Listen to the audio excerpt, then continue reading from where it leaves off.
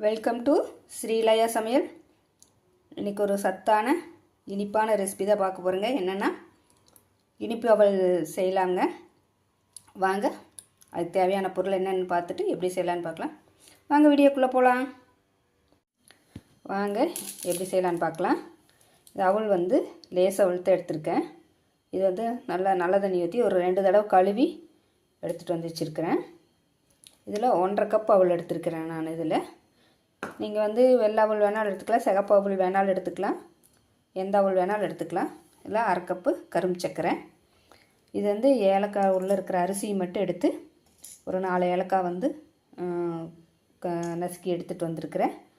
இதில் ஒரு காஞ்ச திராட்சை ஒரு 10-15 திராட்சை எடுத்துருக்கிறேன். இதில் வந்து முந்திரி ஒரு 6-7 முந்திரி எடுத்து கொஞ்சம் பொடிசாக கட் பண்ணி எடுத்துகிட்டு வந்திருக்கிறேன். வாங்க எப்படி செய்யலான்னு பார்க்கலாம். ஒரு பேன் அடுப்பில் வச்சுருக்குறேங்க.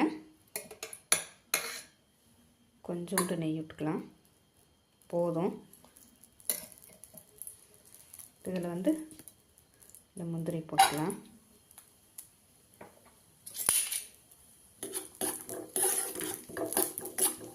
இது வந்து நாங்கள் விரத நாளில் செய்வோங்க. காலையில் டிஃபனுக்கு விரதம் இருக்கிறப்போ செய்வோம்.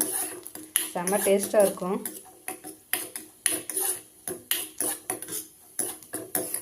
சரி, இன்றைக்கி ஈவினிங் லேசாக பசிக்கிற மாதிரி இருந்துச்சு, பார்த்தேன் அவல் இருந்துச்சு. சரி, ஏன் வேஸ்ட்டு பண்ணுவானேன்ட்டு சரி இன்றைக்கி செஞ்சு சாப்பிட்லாம் அப்படின்ட்டு. ரொம்ப நாள் ஆச்சு செஞ்சு சாப்பிட்டு. இப்போ திராட்சை போட்டுக்கலாங்க.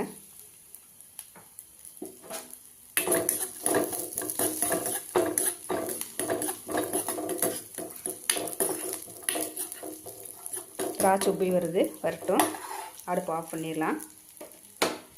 இப்போ இந்த அவலில் வந்து இந்த சர்க்கரை கொட்டிடலாம்.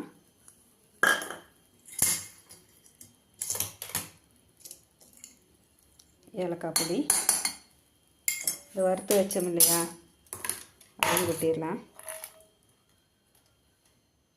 இல்லை ஒன்றா கொட்டி கலக்கிக்கலாங்க.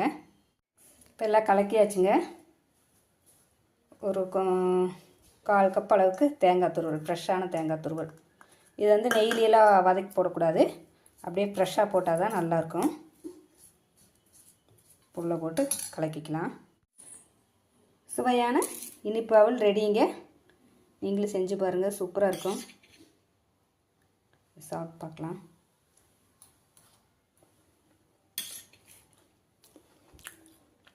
சூப்பருங்க.